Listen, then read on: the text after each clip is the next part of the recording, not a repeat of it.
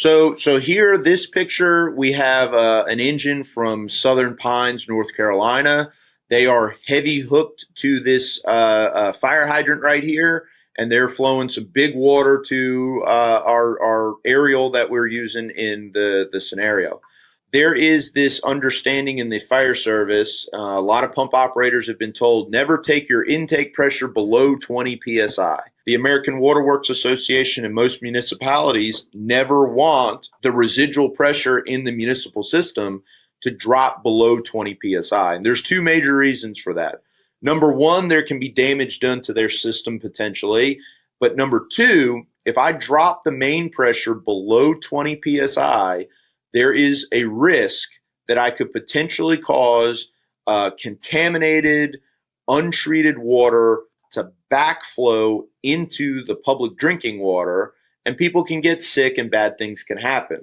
Depending on the operation, how much you're flowing, 20 psi on your pump intake does not mean 20 psi at the hydrant.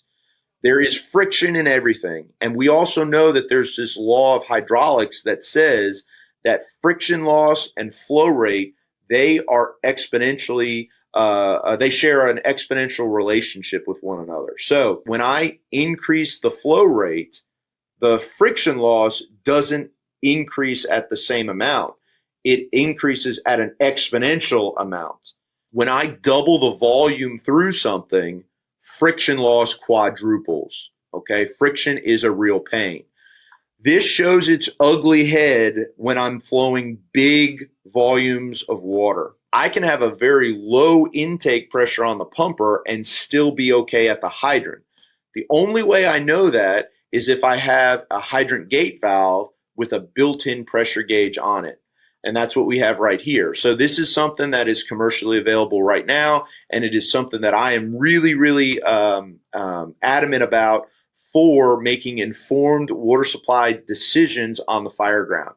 So from the pumper's perspective on the intake side of the pump, we are showing, hey, we're done. We're out of water, and we're actually below the point that the water authority says we should be.